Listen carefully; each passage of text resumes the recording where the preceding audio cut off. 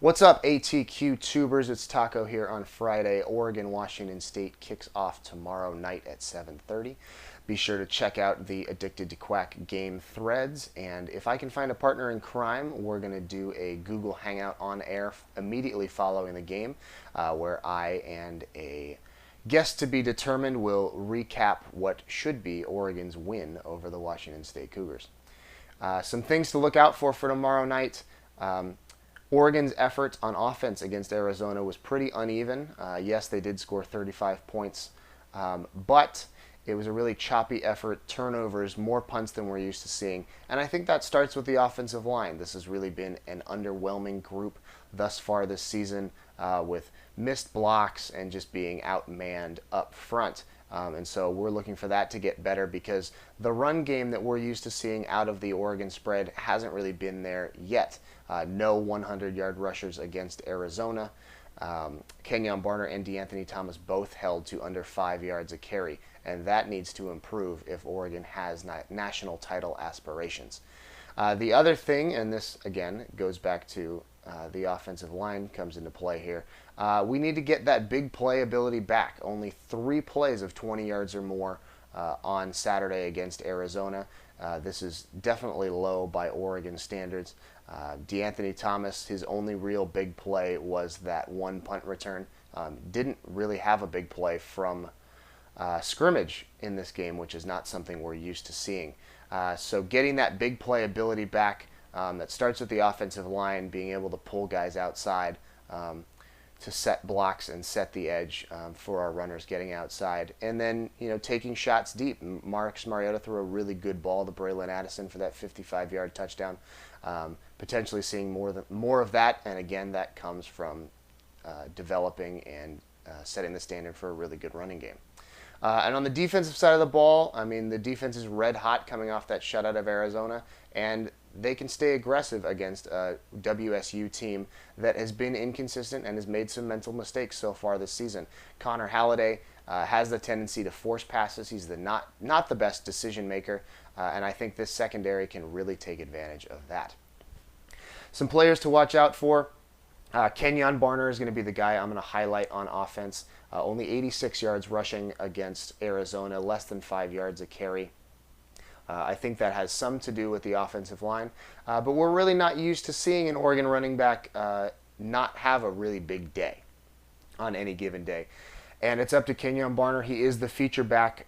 We saw games with Michael James where the offensive line wasn't having a great day. He still found a way to get his 130, 150 yards. So now it's up to Kenyon Barner to be the guy to do that. And on the defensive side of the ball, I'm going to highlight Terrence Mitchell. I think Washington State has seen intimately what Ekpre-Olomu did last week against Arizona.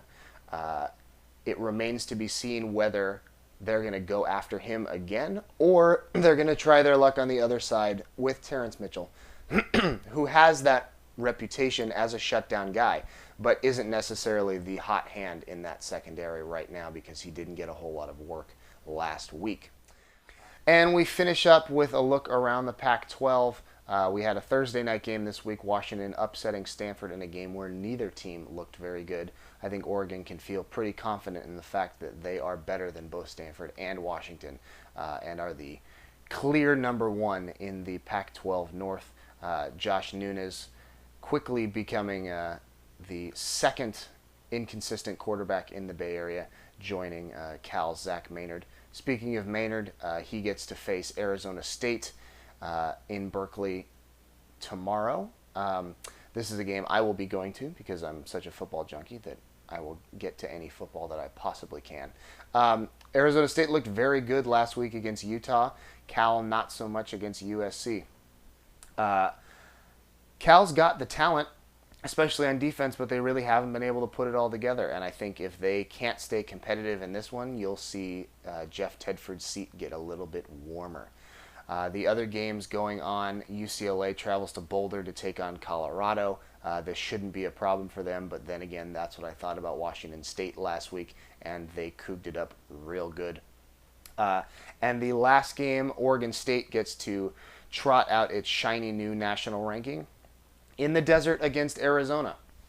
And I think this is another one of those test games for Oregon State. I think we keep waiting for the other shoe to drop in terms of what we think the Beavers are and how they've been playing so far this season. And this will be a big test from that. Arizona trying to rebound. They're going to try and come out with a good showing at home.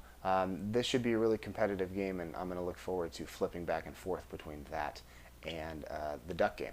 So that's a look around the Pac-12, and that's all your pregame business for Oregon-Washington State. So be sure to check out addictedtoquack.com all day tomorrow for your game day chatting. And this has been Takimoto. Again, I'll keep you updated on a possible Google Hangout tomorrow night. And take it easy and go Ducks.